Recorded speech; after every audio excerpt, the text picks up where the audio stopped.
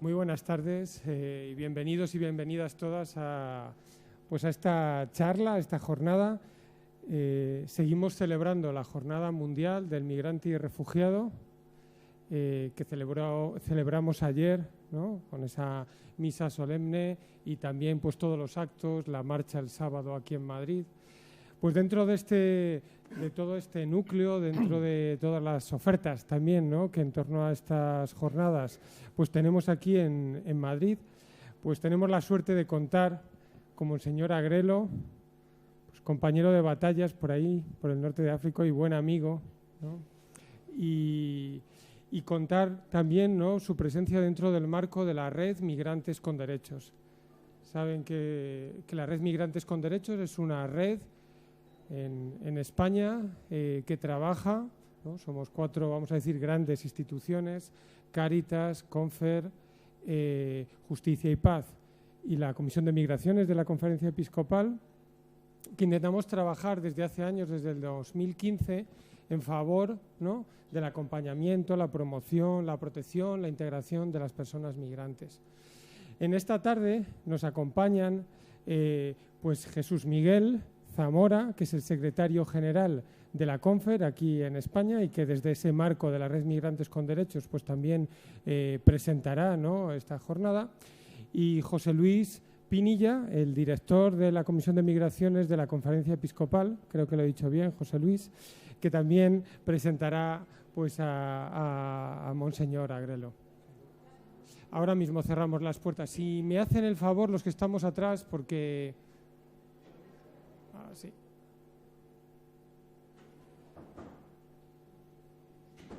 Muchas gracias. Así mejor, ¿verdad? Y seguramente todas las personas que nos están acompañando a través del streaming pues también lo agradecerán también por los ruidos. El título de la conferencia, aunque luego nos lo dirá José Luis, es Migrantes, paradigmas de nuestro tiempo. Antes de comenzar, para ponernos en el marco, aunque seguramente también hayan visto el vídeo, vamos a poner el vídeo de las jornadas también para ambientarnos, ¿no?, y también estar receptivos a la escucha.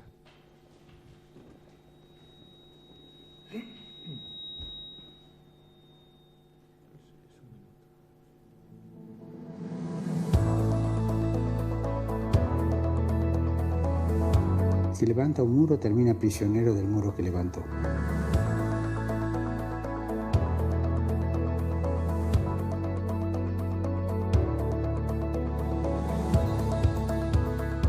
No entiendo la insensibilidad o no entiendo la injusticia.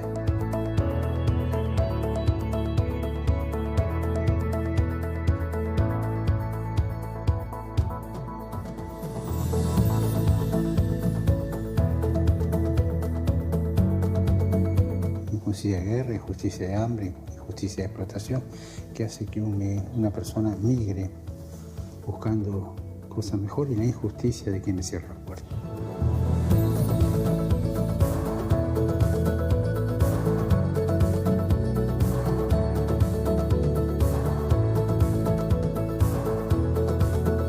Los puentes son un invento de Dios, son las alas de los ángeles que Dios inventó para que esas alas sirvieran para conectar las cumbres de los montes, para pasar las orillas de los ríos, para que los hombres puedan comunicarse.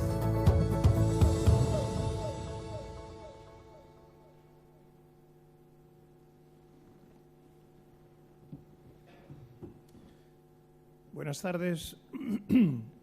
Yo creo que nos queda el buen sabor de las jornadas que hemos vivido estos días, tanto a nivel local como la jornada que hubo ayer en Roma, que creo que va teniendo también una trascendencia grande.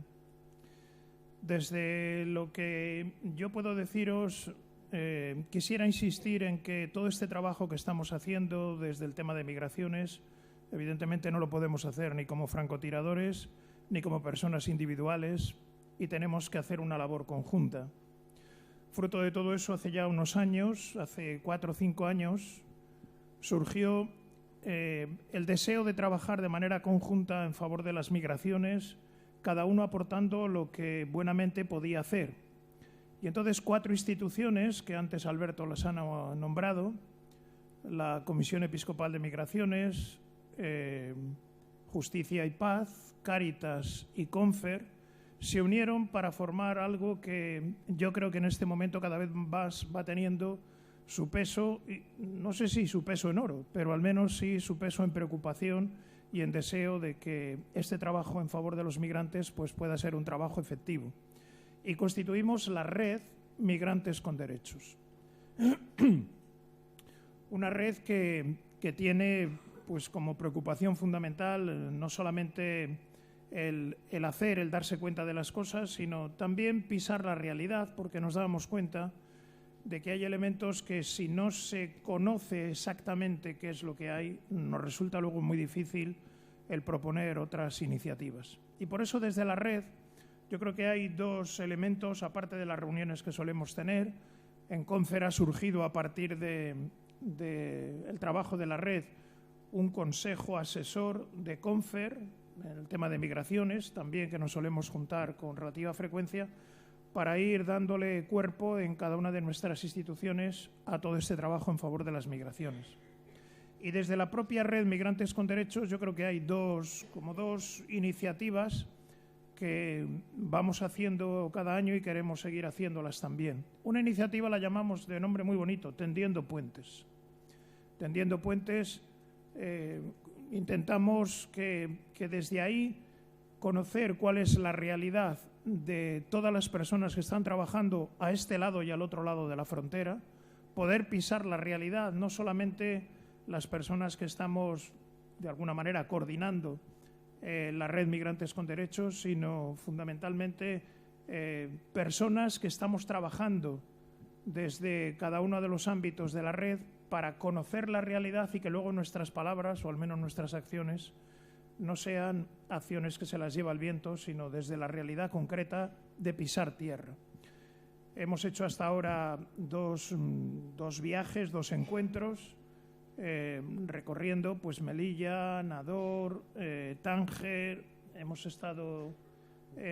Tenemos previsto ir a Canarias también y conocer la realidad de Canarias, de Melilla. Pues desde ahí ir haciendo posible el que nuestras palabras y nuestros hechos pues puedan hacerse realidad, teniendo contacto con las personas concretas con las cuales nos vemos trabajando desde allí. Esa es una iniciativa, Tendiendo Puentes, y otra iniciativa yo creo que también es muy bonita, es lo que llamamos Frontera Sur. Llevamos haciéndola, este sería ya el 6º año. Tenemos previsto juntarnos con todas las personas, comunidades, voluntarios que están trabajando, delegaciones de migraciones que están trabajando a un lado y a otro lado de la frontera.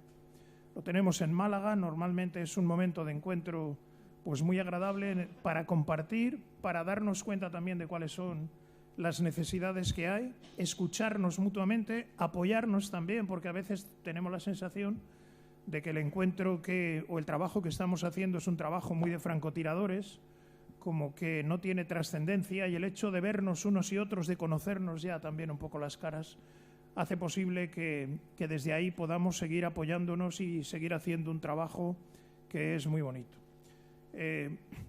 Yo creo que desde la red Migrantes con Derechos, de vez en cuando pues sacamos también nuestros manifiestos, nuestras notas de prensa, porque nos preocupa esta realidad. Queremos seguir colaborando con todos, haciendo realidad ese esfuerzo con todas las organizaciones, y nos tenéis también pues a vuestra disposición para todo aquello que necesitéis.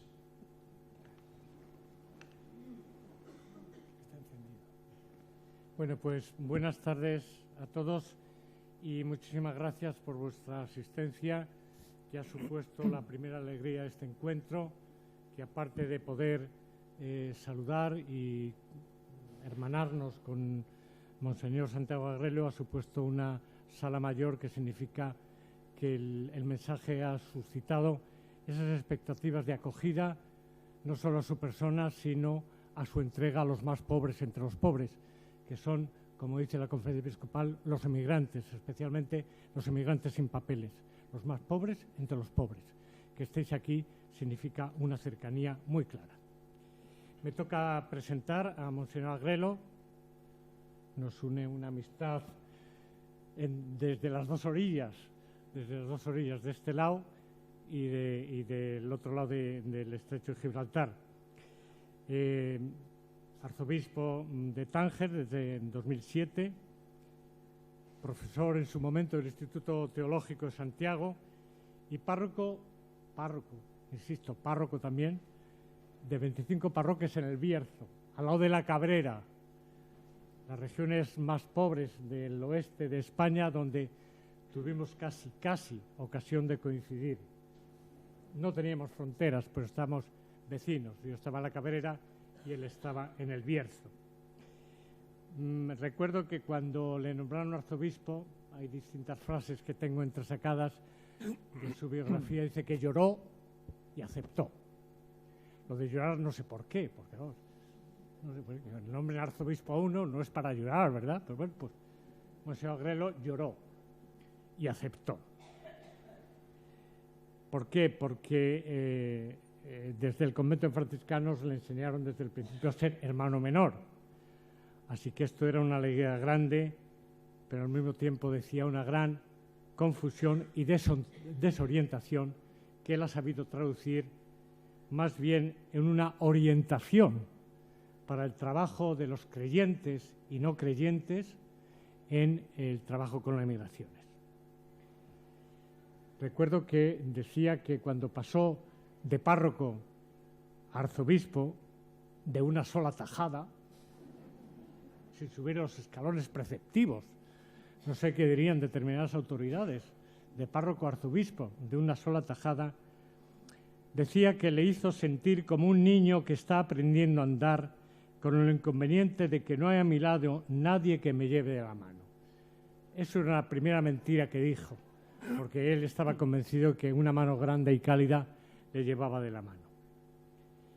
Es verdad que él decía que lo que se esperaba de él es que continuara haciendo en Tánger un trabajo semejante al que hacía en las parroquias. Practicar la cercanía con la gente, cordialidad, humanidad, tanto con cristianos como con musulmanes. Es lo que hizo también en Santiago, en el albergue de transeúntes, donde estuvo también en San Francisco. Trabajo a los pobres, a los desheredados, a los descartados de este mundo. Hay que decir que nació en Galicia, claro, porque si no, no estaría bien hecha la presentación.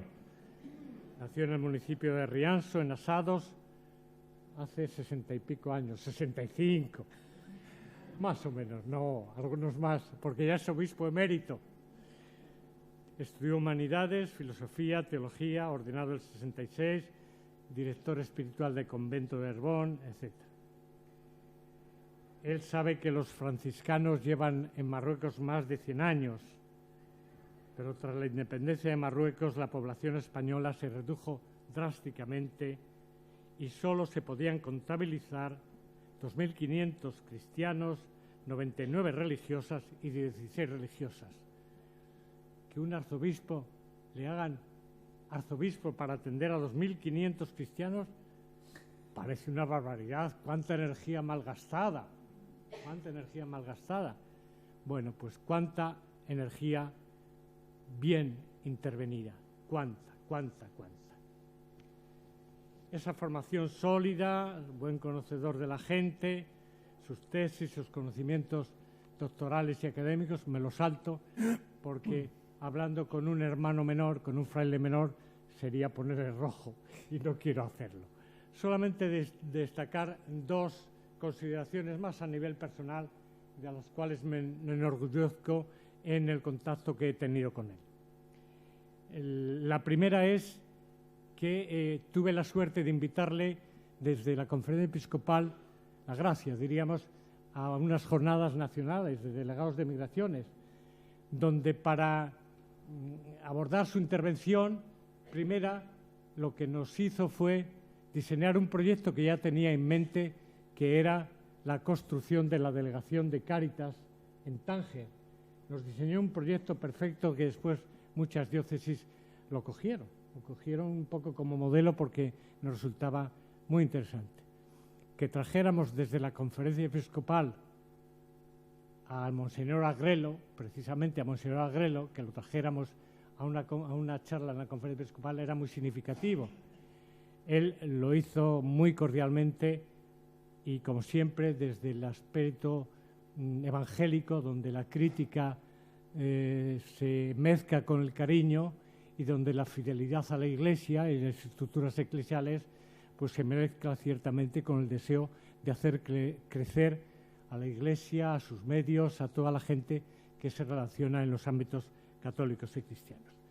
Termino con la última anécdota. En algunas de las veces que me acerqué a Tánger con un hermano común, el delegado diocesano de la diócesis de Cádiz y Ceuta, Gabriel Delgado, un amigo común nuestro.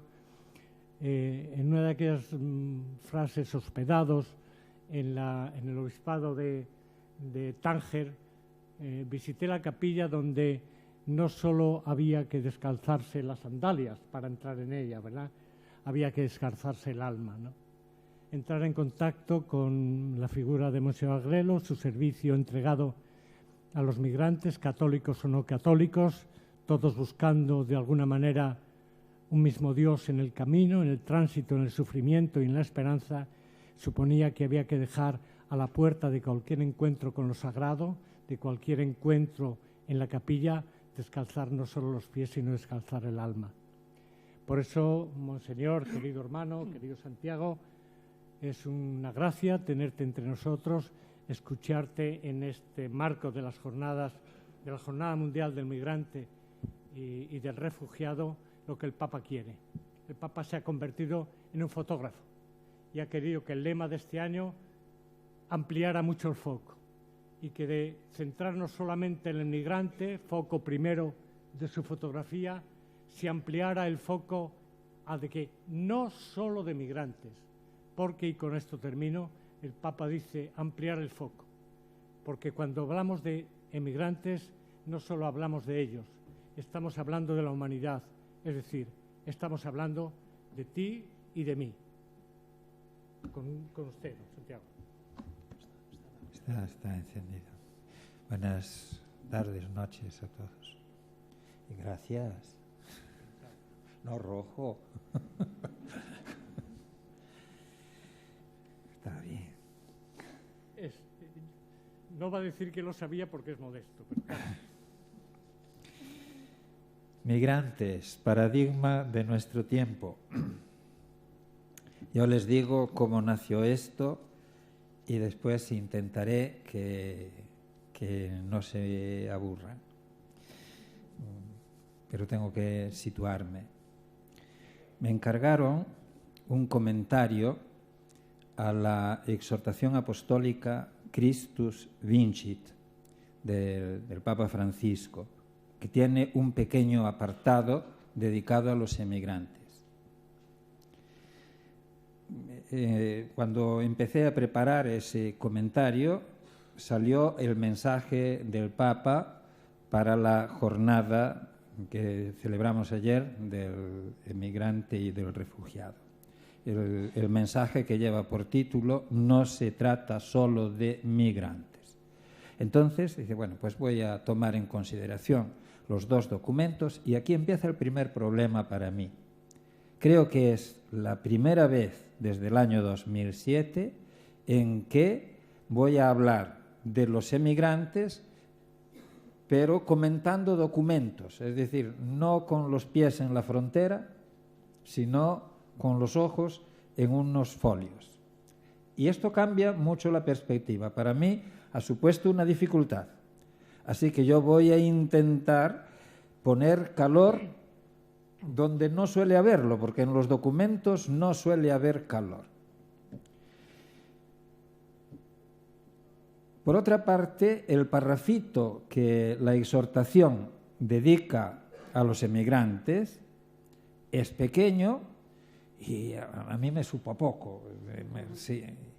Entonces yo decidí alargar la perspectiva a todo el documento y hacer lo que llamo resonancias impertinentes. A mí me gusta ser impertinente. Y desearía que eso que resonó en mí de forma impertinente, quiere decir que no viene al caso, yo espero que a todos nos ayude a situarnos con relación al problema y con relación a las personas, a los emigrantes. Situarnos desde la Iglesia. Que el Señor me ayude. Empiezo con las primeras palabras de la exhortación. Vive Cristo, esperanza nuestra. Consideradas así, aisladas, estas palabras, al margen de cualquier circunstancia subjetiva nuestra, esas palabras, al menos en mí, evocan un himno pascual, la secuencia de Pascua. Dice, resucitó de veras mi amor y mi esperanza. Y están referidas a Cristo. Y luego encontré en una carta apostólica pues un saludo que también suena algo así. Hace referencia a Cristo Jesús, nuestra esperanza. El otro decía mi amor, mi esperanza. Aquí dice nuestra esperanza. De donde se puede razonablemente deducir que para los cristianos Cristo, además de ser el camino por el que vamos, hoy les voy a marear con una meditación, van a salir echando humo, ya se lo digo. Dice, además de ser el camino por el que vamos, es la meta hacia la que caminamos. Cristo es la vida que esperamos alcanzar, siempre Cristo. Es el objetivo de nuestra esperanza. En realidad, todos los que estamos aquí, si nos llamamos cristianos, es porque vivimos con esta esperanza de dar un día con Cristo Jesús, porque de momento no hemos dado con Él. Vivimos de esa esperanza y a veces lo pasamos muy negro, porque la esperanza se achica, ¿verdad? Y lo pasamos, yo se lo digo personalmente, hay días muy oscuros. Algo nos dice que esa esperanza no será posible si el lector de la exhortación apostólica o del mensaje del Papa para la jornada, si el lector, aunque creyente, se hallare instalado en el presente, en su bienestar, en su mundo, en su tierra firme. Digo esto de tierra firme porque tanto la exhortación apostólica, la Christus Vincit, como el mensaje del Papa, no es lo mismo leerlo aquí en tierra firme que leerlo en el estrecho, en una patera o en una zodiac, ¿verdad? Entonces allí las cosas se leen de otra manera. Yo acostumbro a decir, no es lo mismo predicar en una catedral que hablar en una patera. No es lo mismo. Bueno, pues aquí me planteo una cuestión que yo espero que nos haga pensar a todos nosotros. Porque normalmente el problema que tenemos para acercarnos afectivamente al mundo del emigrante es que nosotros estamos en tierra firme y nosotros nunca sentimos zozobrar nuestra barquilla. No hay lugar para ninguna esperanza tras la engañosa seguridad de nuestros graneros repletos de bienes para muchos años. No hay lugar para ninguna esperanza tras el egoísta programa del túmbate, come, bebe y date a la buena vida. ¿Recordáis todos el relato evangélico? Y este es un problema muy serio que tenemos en la sociedad europea.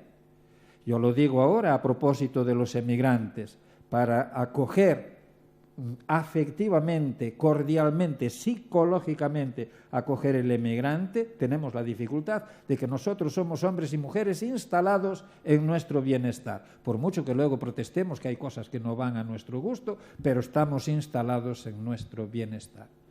Y lo que digo con relación a los emigrantes, yo aquí supongo que estoy hablando a cristianos, lo digo con relación a Cristo Jesús. La misma dificultad que tenemos para acoger al emigrante, la tenemos para acoger a Cristo. Y yo me pregunto 1000 veces, para mí esto se ha transformado en un sufrimiento personal. ¿Qué puedo hacer para hacer llegar el mensaje de Cristo, es decir, hacer llegar la persona de Cristo a este mundo donde todo el mundo está satisfecho con su teléfono móvil? Y ya tenemos todo el tiempo ocupado. No hay lugar para ninguna esperanza tras la engañosa seguridad de nuestros fosos, de nuestras concertinas, de nuestra tecnología, de nuestro bienestar, de nuestro dinero. No hay lugar para la esperanza.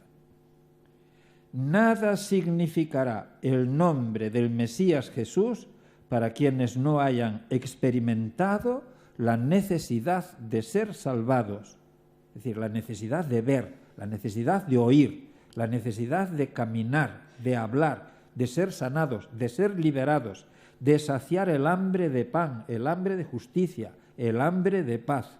Si no tenemos hambre, Cristo no significa nada para nosotros, absolutamente nada. Y nada sería posible, tampoco hallaríamos lugar para la esperanza, si para nosotros, este es otro aspecto de la cuestión que me gustaría que considerasen, si para nosotros Jesús fuese solo una figura del pasado. Todo lo entrañable que se quiera, pero del pasado, fuese solo una nostalgia, aunque fuese nostalgia de lo más hermoso que se puede imaginar. Si Jesús fuese solo uno más entre los muertos, la esperanza no sería posible si Cristo Jesús no ha resucitado. Dicho de otra manera, las palabras del Papa Francisco, yo no sé el tiempo que la gente empleará en reflexionar sobre ellas, pero las palabras del Papa nada significarán si no las lee un pobre y si ese pobre no las lee con fe. La cuestión va por ahí. Pobres y con fe. Cuando decimos vive Cristo, esperanza nuestra, no miramos atrás, sino que miramos adelante, miramos al futuro. No nos encerramos en lo que el hombre ha conocido de sí mismo, su necesidad, su fragilidad, su muerte, sino que nos abrimos a lo que hemos creído de Dios. En la patera de nuestra vida, la pobreza es lo evidente, si tenemos la suerte de haber experimentado ya lo que es viajar en patera, porque eso tarde o temprano, más bien temprano que tarde, termina por experimentarse. Todos sabemos lo frágil que es la patera de nuestra vida. Recordáis los versos de Lope, pobre barquilla mía, entre peñascos rota. En la patera de nuestra vida la pobreza es lo evidente, y para que Cristo Jesús sea el nombre de nuestra esperanza, solo necesitamos la ayuda de la fe. Y aquí cito 3 líneas del Papa Francisco. Vive Cristo, esperanza nuestra. Todo lo que Él toca se vuelve joven, se hace nuevo, se llena de vida. Entonces, las primeras palabras que quiero dirigir a cada uno de los jóvenes cristianos son: Él vive y te quiere vivo. No sé cuántos jóvenes cristianos habrán leído en tierra firme esas palabras.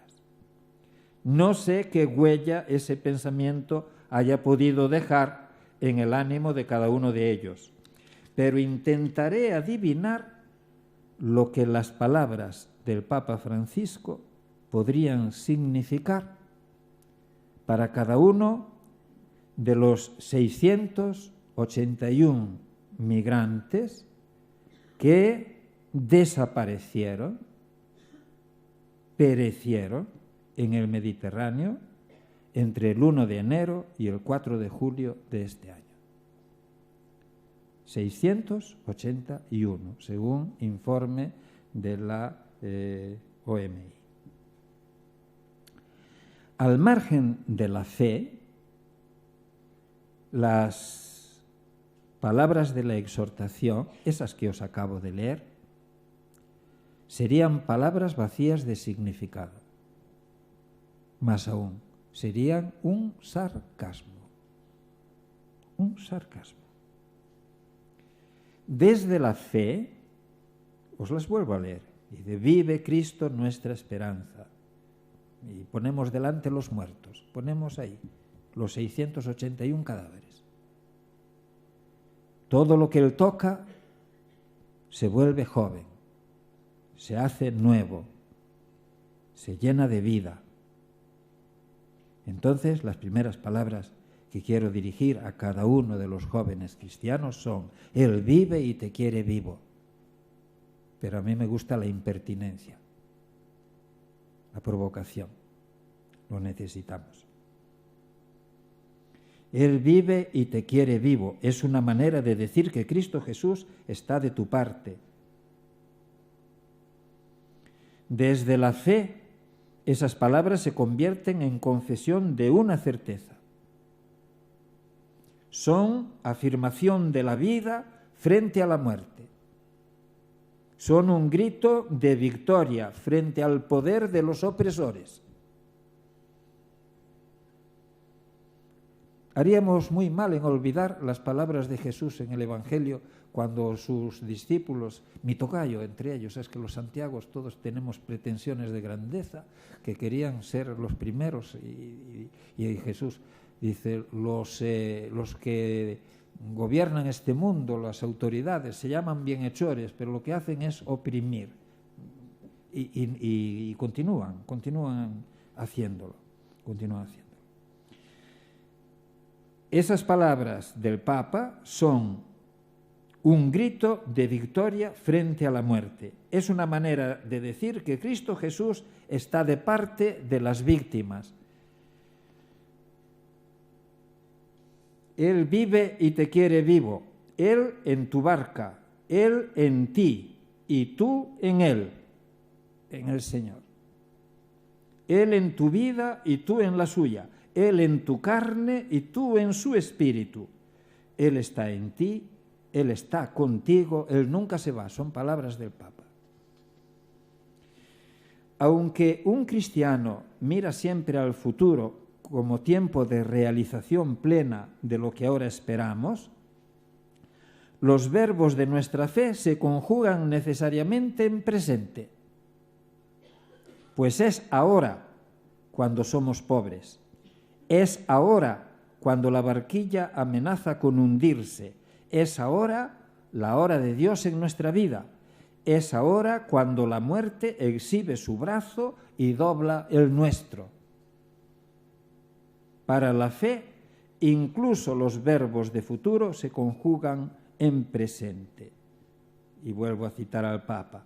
Por más que te alejes, allí está el resucitado, llamándote y esperándote para volver a empezar. Cuando te sientas avejentado por la tristeza, los rencores, los miedos, las dudas, los fracasos, Él estará allí para devolverte la fuerza y la esperanza. Pero yo estas palabras las leo siempre delante de los 800 cadáveres. Cualquiera entiende que esa letanía de frustraciones que nos hacen viejos aún sin serlo, tristeza, rencores, miedos, dudas, fracasos, enumera situaciones por las que los emigrantes no pasan una u otra vez, sino que parecen instalados en ellas. Alguien habrá de recordar a estos amados de Dios, y aquí viene la cosa que nos agarra por el pescuezo. Alguien habrá de recordar a estos amados de Dios que Cristo vive y que está siempre con ellos para devolverles la fuerza y la esperanza. Y eso Dios no lo puede hacer, eso lo tenemos que hacer nosotros. Este es el compromiso de la Iglesia. Esta es la misión de la Iglesia. No pongan jamás rebajas o peros a la hora de estar con los emigrantes. Yo ya no sé cómo decirlo. Imagínense que no tuviésemos ninguna razón, que no hubiese ninguna razón razonable para dejarles pasar. Imagínense que todo estuviese contra ellos, todo. Pues aún así ustedes y yo, la Iglesia, tendríamos que estar con ellos contra todos, entre ellos frente a todos. Y mientras esto no lo tengamos claro en las comunidades eclesiales, los políticos continuarán sin buscar una respuesta a las fronteras, a la tragedia de las fronteras, que no es un problema para nosotros, sino una tragedia para los emigrantes. Y eso nadie podrá hacerlo con discursos, fuesen ellos los más hermosos y los más razonados. Eso solo será posible si Cristo se les hace corporalmente presente en su cuerpo, que es la Iglesia, en cada uno de los miembros de ese cuerpo. Y esa es una responsabilidad que tenemos todos.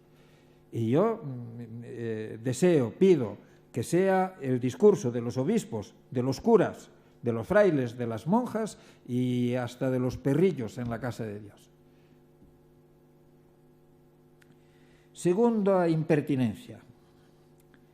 ¿Qué dice la palabra de Dios sobre los jóvenes? Esto es el título que lleva, es un título de un apartado de la exhortación apostólica. Y yo digo, aquí el Papa, espero no traicionar el pensamiento del Papa Francisco al adentrarme en este apartado de su exhortación. Es evidente la libertad con que él trata los textos de la Sagrada Escritura que utiliza para su reflexión. De hecho, a mí me parece que donde se habla de jóvenes en la Sagrada Escritura, el Papa pues entiende que se habla sobre los jóvenes. Lo vamos a tomar así. Cita a José, el más pequeño, dice, lo entrecomillé, el más pequeño, a quien Dios comunicaba cosas grandes y del que se sirvió para realizarlas. Cita a Gedeón, del que resalta la sinceridad y dice que no le edulcora las cosas, ni siquiera a Dios nuestro Señor. Cita a Samuel, le llama un inseguro, pero que es llamado por Dios. Cita a David, muchacho, elegido, porque Dios no mira las apariencias, sino que mira al corazón. Cita a Salomón, también de nuevo un joven muchacho, del que se resalta la audacia.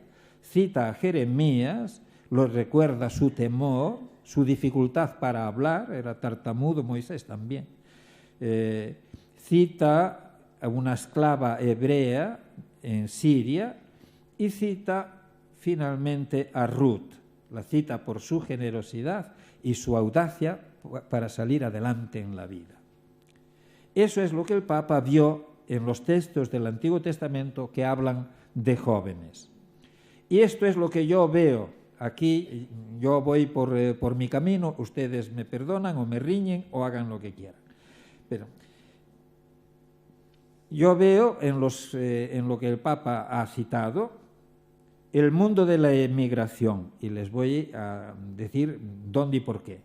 El mundo de José, el de los muchos hermanos, el traicionado por los hermanos, el vendido, el mandado fuera. El mundo de José, un mundo de hombres, mujeres y niños que sin haber tenido apenas tiempo de vivir, han vivido, han conocido la vida, han sufrido mucho más de lo que yo haya podido experimentar en los años que me han traído desde la infancia a la ancianidad. Antes él no dijo los años que tengo, yo lo digo, 77. Dentro de este mundo de la emigración hay una categoría especial de pequeños entre los pequeños. Son tantos que hemos sentido la necesidad de darles un nombre. Ahora creo que se lo quieren cambiar porque se considera que no es muy respetuoso, ¿no? Yo de esas cosas no entiendo. Los MENA, los menores no acompañados. Ese mundo de los caminos, de las prisiones, de hombres, mujeres y niños seguidos de cerca por la sombra de la muerte, es el mundo de José. Es un mundo de comprados y vendidos como esclavos, un mundo de hermanos vendidos por sus hermanos. De las cosas más dolorosas para mí es el encontrar que entre los emigrantes efectivamente los hay que son mafias que se aprovechan de sus hermanos. Están ahí, es una evidencia. Los he tenido, los tengo en casa. Y no puedes liberarte de ellos, no hay manera. No hay manera. Un mundo de desposeídos de todo por el egoísmo, la ambición, la envidia, la fuerza de los poderosos, y entre comillas aquí tengo puesto nosotros. Y puedo pensar que precisamente ese es el mundo de los que Dios ha escogido para salvar mañana de modo admirable nuestras vidas, que es lo que sucedió con José. Vendido y en los planes de Dios para salvar mañana la vida de sus hermanos. En el mundo de la emigración me es asimismo fácil reconocer el mundo de Ruth. Hombres y mujeres visitados por la adversidad, expertos en penurias, candidatos al hambre, hombres y mujeres en los que por otra parte es evidente la audacia para salir adelante en la vida. Es evidente la generosidad que hace de la ayuda a los suyos la meta que acarician en sus sueños todos ellos. Dice, ¿con qué sueñas? De poder mañana mandar algo a la familia que dejaron atrás. Mandar algo.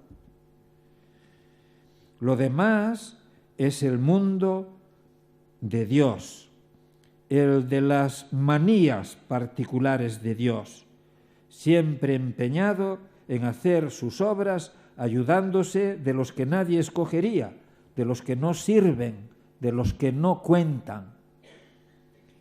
En ese mundo de Dios, a los nombres de Samuel, de David, de Salomón, de Jeremías, será necesario añadir el nombre de María de Nazaret y el nombre de Jesús de Nazaret y el nombre de José de Nazaret. 3 perfectos don nadie donde los haya. Y los de aquella tropa de pescadores que Jesús escogió para acercar a los pobres el reino de Dios. Y no creo equivocarme si, como síntesis de este acercamiento a lo que en la Sagrada Escritura se dice de algunos jóvenes, digo que Dios tiene debilidad por esa humanidad pobre, que suele ser también humanidad joven, que se mueve por los caminos de la emigración. Entendedlo como mejor os parezca.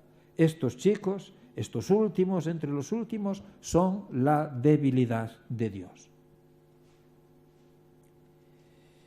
Y vamos a hablar de iglesia, cuerpo de la esperanza que es Cristo Jesús, porque vive Cristo nuestra esperanza. Pues el cuerpo de esa esperanza entiendo que ha de ser la iglesia. El Papa Francisco lo dijo así: en ella es posible siempre encontrar a Cristo, compañero y amigo de los jóvenes. Él se refiere a la Iglesia institución. Pero lo que dice de ella no tendrá sentido, no lo tendría si no se entendiese dicho de las personas concretas que integramos la Iglesia.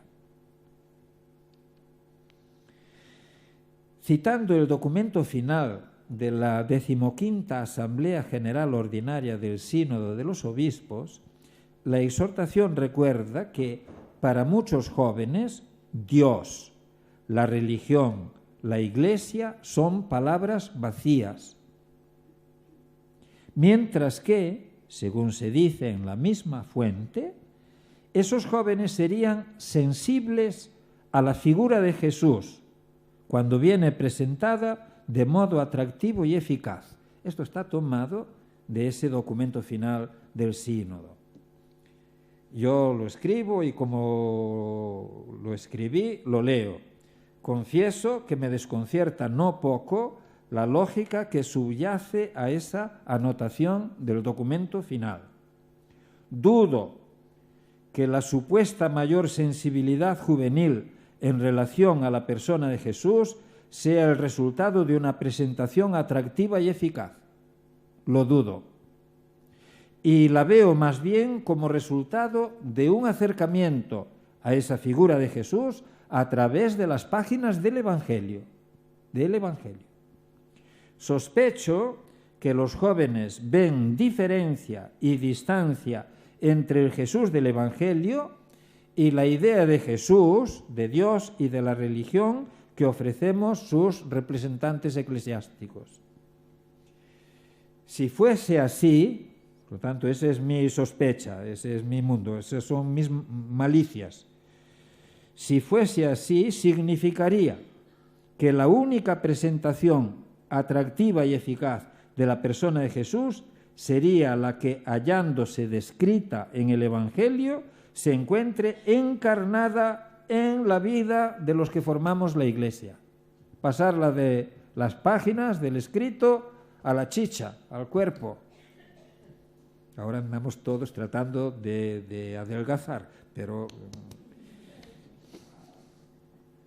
Es decir, que la Iglesia, si quiere presentar a Jesús y hacerlo de modo atractivo y eficaz, ha de volver a sumergirse en las aguas de un bautismo purificador, ha de liberarse de multitud de adherencias que la envejecen. Y aquí esto nos cuesta un riñón y parte del otro, y andamos todos en esto muy perdidos. No estamos dispuestos ni siquiera a cambiar el orden de los santos en las procesiones. Imaginaos si estamos dispuestos a cambiar pensamiento, mentalidad. Y aquí hay que empezar. ¿Y quién está ahí?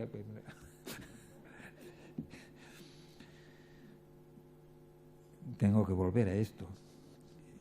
Tenemos que dejarnos ungir por el Espíritu que ungió a Jesús y que a empujones lo llevó por los caminos de los pobres hasta los brazos de la cruz.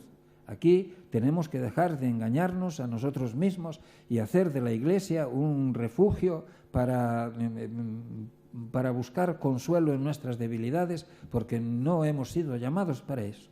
No hemos sido llamados para eso, ni está Dios nuestro Señor para poner remedio a nuestras enfermedades.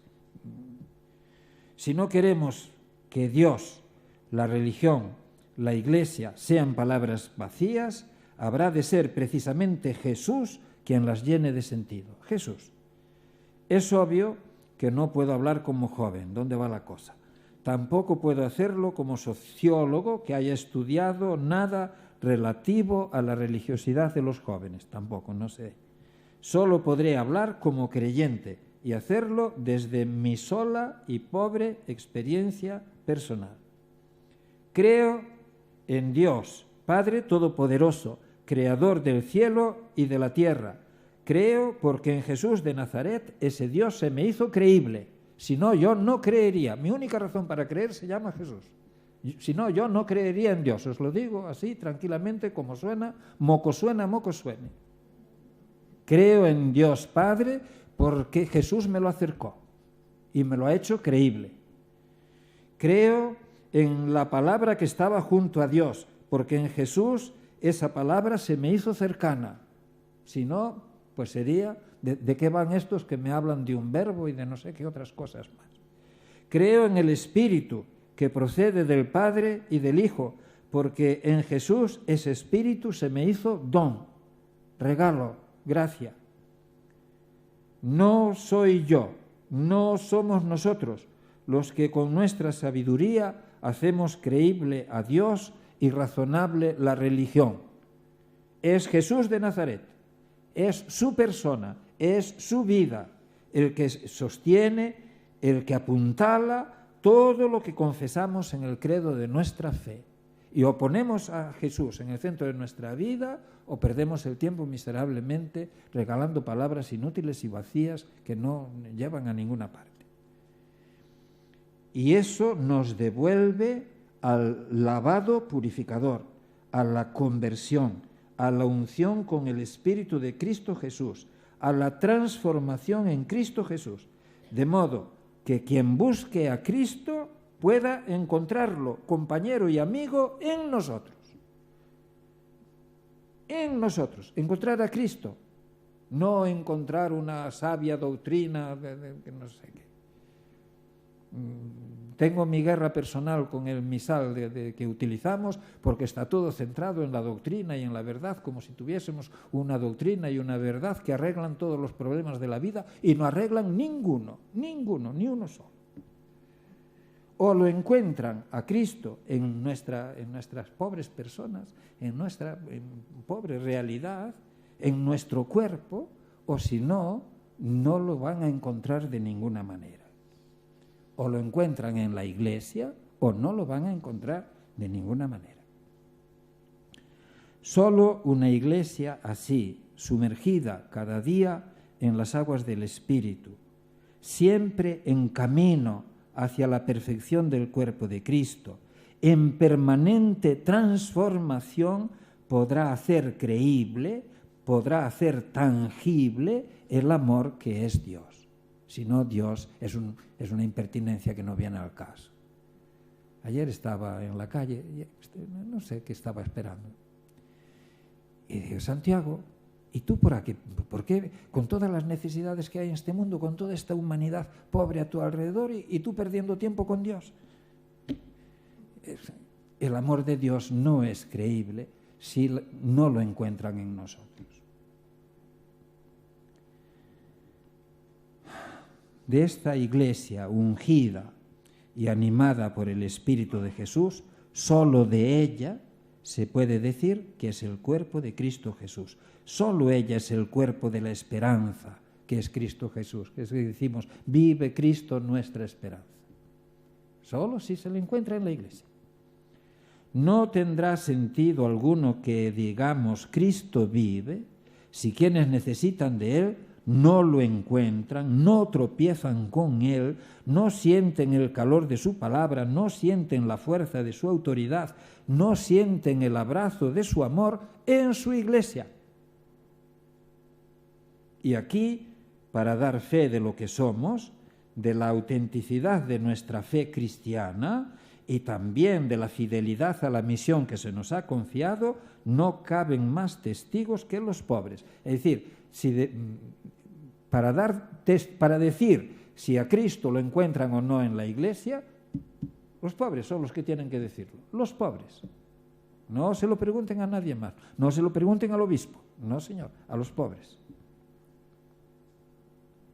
Es obvio que al discernir nuestras opciones en relación a los pobres, a los emigrantes, los hijos de la Iglesia hacemos nuestras con toda naturalidad las razones que la sociedad ha hecho suyas para rechazarlos. No digo ya en las conversaciones de salón o en los bares. A propósito de los emigrantes, también en los conventos se utilizan los argumentos que la sociedad ha interiorizado a través de los medios de comunicación.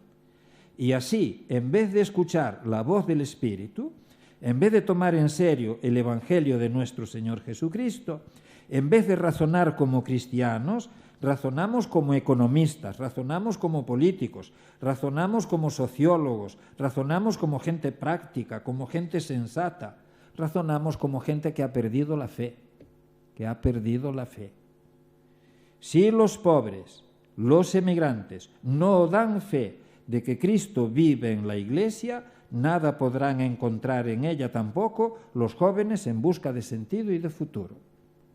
Y esto lo toman nota y luego... Bueno, ¿cuánto tiempo me queda? Porque aquí me queda mucho que repartir. La verdad es que en el contrato supermillonario con el que trajimos aquí a Monseñor Agrelo no habíamos hablado de tiempos ni de lugares. Pues no sé, aquí los que mandan quién son, a Confer o Comillas, no sé ellos mandan. No sé, pues lo que le parezca oportuno. Son las 8:25, hay que dar un cierto tiempo, si le parece, para que nuestros hermanos escuchantes puedan hacer preguntas o comentarios en voz alta, ¿no? Os enuncio lo que luego podréis leer, porque igual os lo pueden mandar. Lo vamos a instruir completo por escrito. Dice, acerca de los jóvenes afectados por las migraciones. Entonces, Migrantes y condición originaria de la fe, que era el título de los migrantes como paradigma de nuestro tiempo, en realidad paradigma de la vida cristiana, que lo son. Migrantes, pero no solo migrantes, que es el título del mensaje del Papa, y bajo ese título yo puse aquí varios apartaditos. Uno dice, se trata no solo de migrantes, se trata de nuestros miedos, se trata de nuestra fidelidad al mandato del amor, se trata de nuestra humanidad, se trata de la Iglesia que hemos de ser, se trata del respeto debido a la persona humana, se trata de desenmascarar el gran engaño. En todo caso, os leo las 10 líneas de conclusión, y luego hablamos de lo que queráis. Aquí han quedado reseñadas algunas de las resonancias pertinentes o impertinentes que me ha dejado la lectura de la exhortación apostólica Christus Vivit y del mensaje del Papa Francisco para la Jornada Mundial del Migrante y el Refugiado. Confiaré a la brevedad de la conclusión una intuición que se me ha colado en el alma con aires de certeza moral. La suerte de la Iglesia está ligada a la suerte de los pobres, a la vida de los pobres, al destino de los pobres. Solo una Iglesia de últimos tendrá la capacidad, la fuerza, la gracia de salir sin miedo a los caminos del mundo, a buscar a los lejanos y llegar a los cruces de los caminos para invitar a los excluidos. Solo una Iglesia de últimos tiene futuro. Gracias.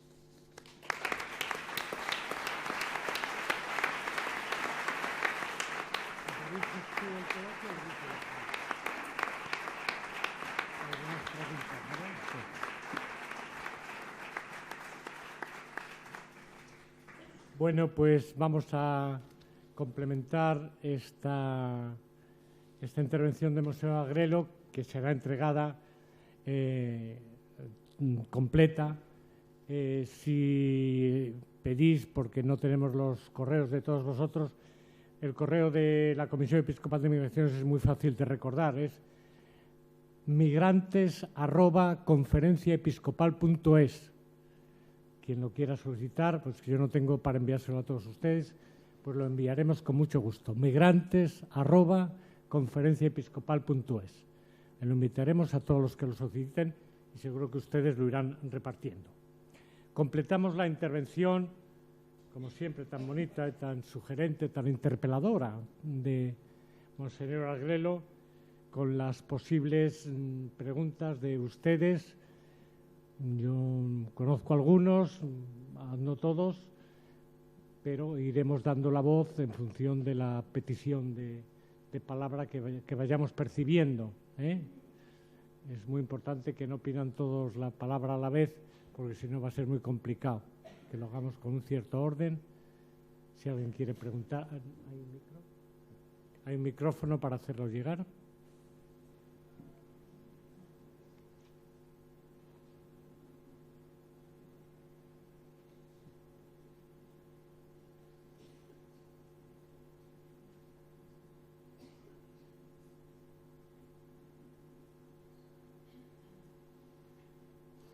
Cuando yo doy con una cierta frecuencia ejercicios espirituales y cuando termino las charlas y a las religiosas, bueno, alguna pregunta, está todo muy claro, está todo muy claro.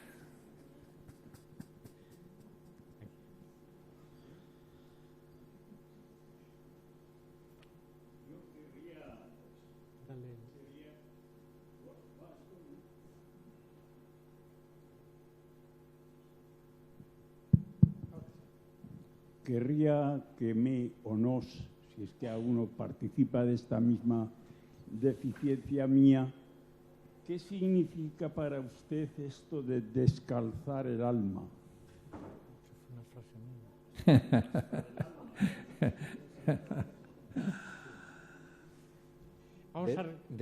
Despojarnos de nuestras certezas. Yo creo que de las cosas que más daño nos hacen como creyentes es darnos por satisfechos porque tenemos una serie de certezas que nos parece que son lo que hay que tener y que con eso nos arreglamos. Y se lo aseguro, nuestras certezas, y en mi caso es una confesión, mis razones son los enemigos más grandes que tengo. Así que hay que descalzar no solo los zapatos de los pies, sino sobre todo el alma, dejarse disponibles para el Espíritu de Dios. Lo de descalzarse, bueno, pues es una expresión que igual no es la más apropiada. Es lo que el Señor pide a Moisés cuando entra en lugar sagrado, es lo que hacen nuestros hermanos musulmanes cuando entran en la mezquita, incluso en sus casas, no solo en la mezquita, en la casa se descalzan. Cuando entran en la casa se descalzan, en la casa familiar. Bueno, es una señal de respeto a lo sagrado. Bueno, pues descalzar el alma es mostrarse abiertos a la sacralidad de Dios en nuestra vida, a la palabra de Dios en nuestra vida. Sí.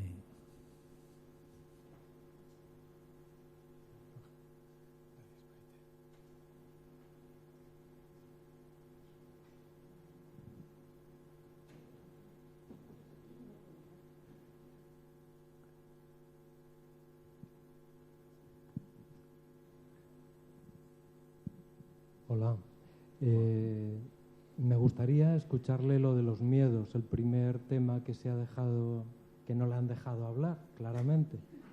Aquí ha habido mucho montaje, porque le queríamos oír a usted y hasta -10 o por ahí no hemos podido empezar a oírle. Y hace una horita he estado con 1 horita y media con un curilla de 90 y tantos años, un encanto de persona. Y oyendo como oye los periódicos y los medios de comunicación de la Iglesia, por desgracia, esos que se llevan el dinero de Cáritas, pues me decía, pero es que el Islam nos quiere invadir. Y bueno, pues si me podía comentar esto un poquito, se lo agradezco mucho. Sí que lo comento. Muy lamentablemente, vivimos en una sociedad en la que las decisiones que se toman, gran parte de las decisiones que se toman en el ámbito político, pero también en el ámbito de lo privado, obedecen casi siempre a razones de seguridad. Y cuando hablamos de razones de seguridad estamos hablando de razones de miedo, con, no sé si voy a decir una malignidad, pero visto que me confieso lleno de malicias, pues esta sería una más. Yo creo que hay quien está interesado en infundir miedo para poder manipular luego el miedo de las personas. Yo me traigo mi batalla personal para ser libre de miedos. Lo he dicho siempre, yo no quiero protección policial, yo no quiero que nadie esté a la puerta de mi casa. Me negué siempre a que hubiese policía a la puerta de la Catedral de Tánger, ni a la puerta de los espacios donde recibíamos a los emigrantes, donde a veces se dan episodios de enfrentamiento, pero que tenemos que tener todos la capacidad de resolver por nuestra cuenta sin tener la protección de nadie. Y lo digo de la misma manera. Si alguien quiere sacarse el gusto de matarme, lo hace una vez sola, no lo puede hacer 2 veces. Y ya está, se lo sabe y ya está.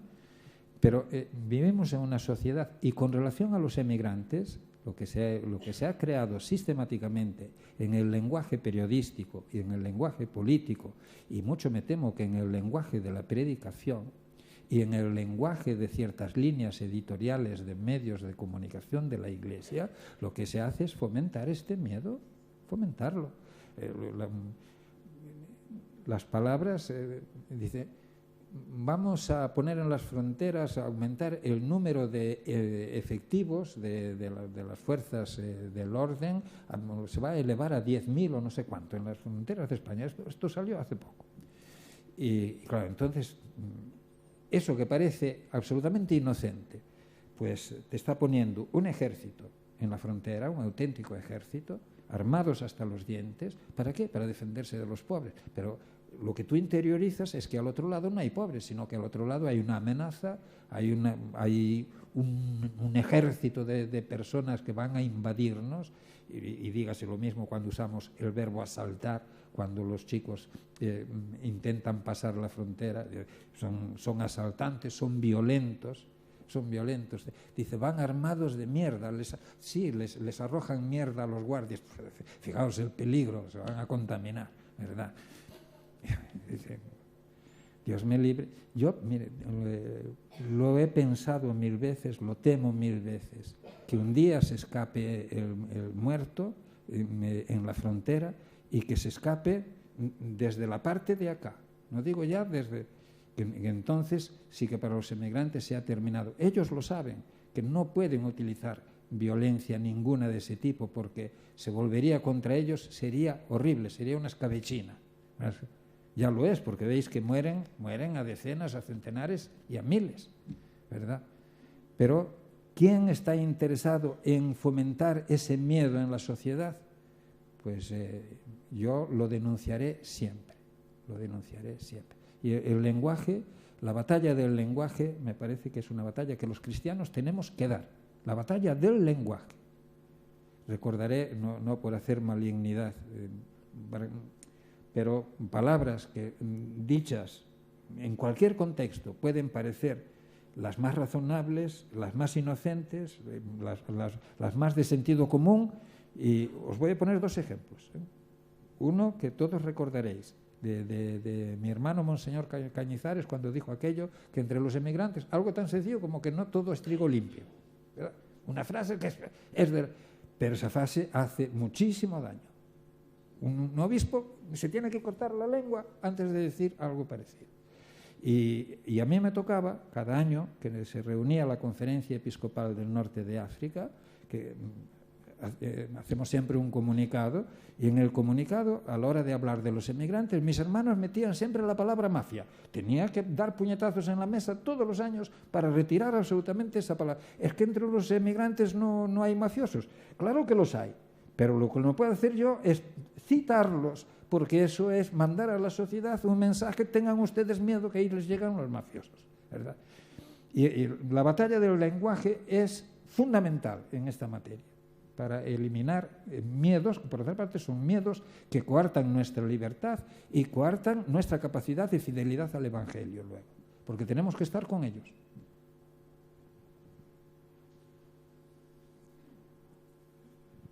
Bueno, lo primero, agradecerse sus palabras tan proféticas, como siempre lo son. Recientemente he leído una carta, un escrito del cardenal guineano Sara o Sarah. Ay. Bueno, ciertamente a mí desde luego no suena cristiano, ¿verdad? La cuestión es que estoy viendo que se difunden grupos en chat cristianos. A mí me duele en extremo y sufro enormemente cuando se quiere justificar lo que él dice por el hecho de ser cardenal. ¿Qué podemos hacer con eso? Porque yo, mire, sinceramente le digo que he vivido casi hasta una depresión por defender a los inmigrantes y me he jugado el tipo, ¿verdad? Entonces, ¿qué puedo hacer? Porque yo ya es que no me atrevo a hablar cada vez que... Me río porque yo creo que fue allá por Navidades del año pasado. No sé qué medio cristiano, yo creo que era de por ahí, de la zona de Valencia. Me mandaron las preguntas para una entrevista y casi todas las preguntas llevaban de por medio al cardenal Sarah. Casi todas. Por tanto, me río porque me tocó navegar en aguas un poco difíciles, ¿verdad? Bueno, pues es una persona como otra cualquiera. Cuando yo lo conocí, era secretario de la Congregación para la Evangelización de los Pueblos. Lo conocí en mi primera visita a Roma, recién nombrado obispo, y me pareció una persona entrañable, y seguramente que lo es, Lo que sí después descubres es que tiene una mentalidad, un pensamiento, que tiene todo el derecho del mundo a tenerlo, digámoslo enseguida, pero está realmente anquilosado. Anquilosado es una ideología trasnochada, es una ideología que agrada a muchísima gente, es una ideología con la que muchísima gente se sentiría segura, tranquila, y yo os explico enseguida el por qué. Este hombre actualmente es el prefecto de la Congregación de los Sacramentos, del culto. Bueno, y fíjense, este hombre quisiera volver a la misa en latín, la misa de espaldas a la gente, la misa con las casullas para decir la mentalidad. Y de esa ¿qué tiene de ventaja esa mentalidad? Pues que ser cristiano de esa manera es fácil, queridos, es fácil. Yo voy a misa el domingo, estoy devotamente en la misa, la escucho con gran devoción, subo al cielo, bajo al cielo, procuro no pasar por el purgatorio, y ya he cumplido, y puedo desentenderme de los pobres, puedo desentenderme del vecino que no tiene trabajo, puedo desentenderme del enfermo que está en mi casa o al lado de mi casa, puedo desentenderme de todo el mundo, porque yo ya estoy bien con Dios. Es decir, es una forma de ser cristianos que le va a mucha gente, y mucha gente, todo el movimiento de San Pío X, de la congregación, pues va por ese camino, ¿verdad? Y es comprensible. A ellos, si yo les hago a ellos el discurso que les solté aquí a ustedes esta noche, que ustedes aguantaron pacientemente, me corren a gorrazos. Bueno, yo saldría, está bien, habría hecho mi trabajo, yo les habría recordado el Evangelio, habría intentado recordarles el Evangelio, pero están convencidos de que lo tienen de otra manera, ¿verdad?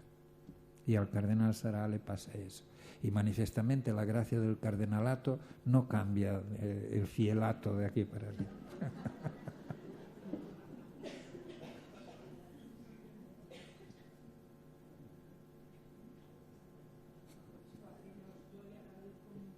El micrófono.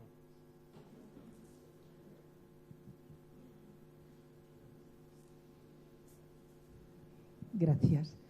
Yo le agradezco mucho porque usted para pues nosotros, nosotras, muchos que estamos cercanos a los migrantes, usted es una referencia de autoridad moral. Y también sentimos que cuando la Iglesia oficial, bueno, pues por mentalidades o por silencios o por... el Papa Francisco es como una luz, pero usted también lo es. Ay, gracias. En este campo de compromiso. Usted le han preguntado por ahí por los miedos, pero entre las cosas que también tiene así como principio, como título, nos ha hablado también de desenmascarar el gran engaño. Como usted suele poner contenido a las palabras que nos dice, ¿nos puede decir cuál sería ese engaño? Es un párrafo pequeño, así que lo podemos leer. Muy bien. ¿Y cómo podríamos los cristianos pues desenmascararlo? Los emigrantes son la evidencia de un mundo injusto. Ellos son la evidencia de un mundo injusto, inicuo, perverso, atravesado por una violencia institucionalizada contra los pobres.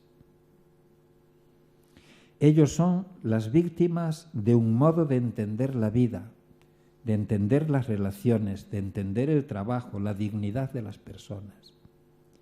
Hoy, en el árbol del conocimiento del bien y del mal, se nos ofrece la posibilidad de ser como Dios, de poseerlo todo, de consumir sin límites. Hemos alargado la mano y hemos comido. Nos hemos apoderado del paraíso. Hemos llenado de pobres los caminos de la tierra y fingimos haber encontrado la felicidad. Y vivimos en un mundo que no la tiene.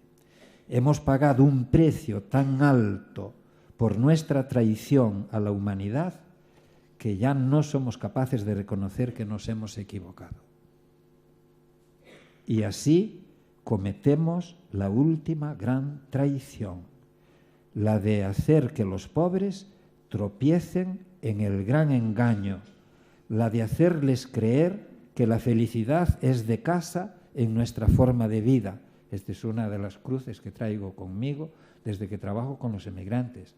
A mí me gustaría poder decirles a todos y a cada uno de ellos, vais hacia el mundo que os ha hecho pobres.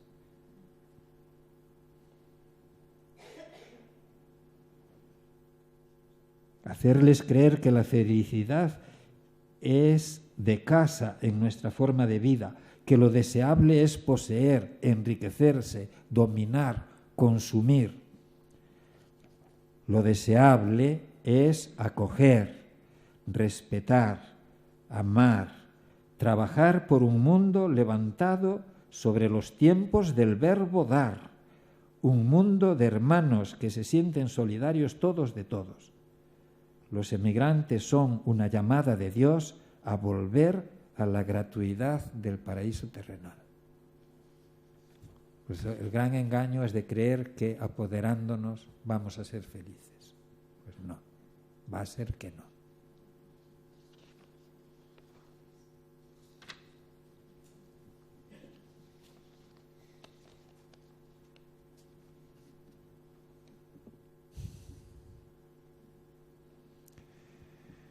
Muchas gracias.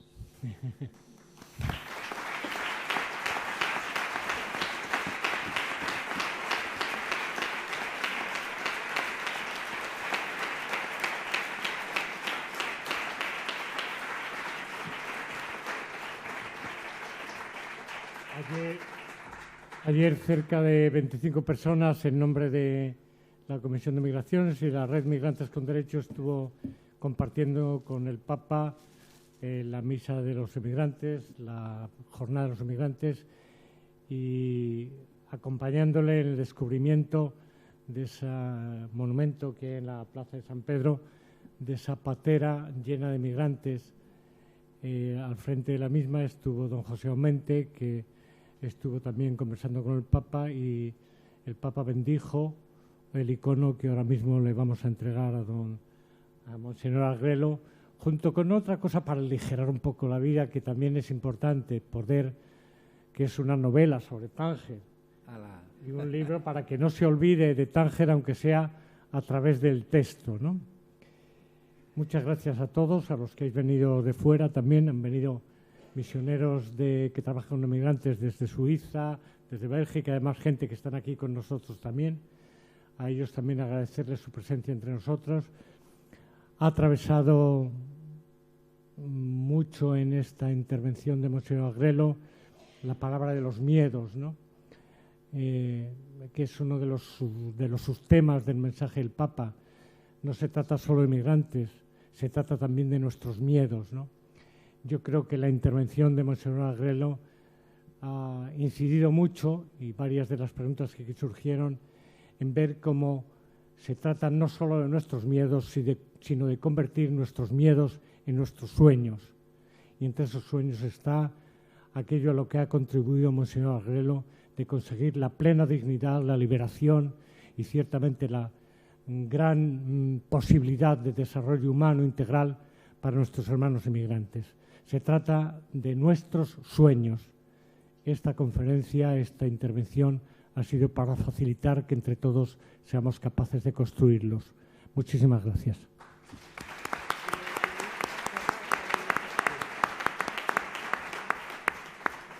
Un aviso práctico, y es que la conferencia, olvídense del email que les transmití al principio, se hará colgar precisamente en la página de Migrantes con Derechos, que es una página web que hemos inaugurado ayer también, y que la primera portada va a ser la intervención de Monseñor Agrelo. Página web Migrantes con Derechos.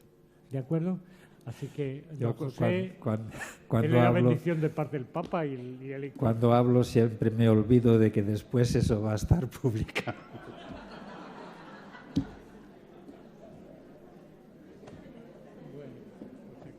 Gracias.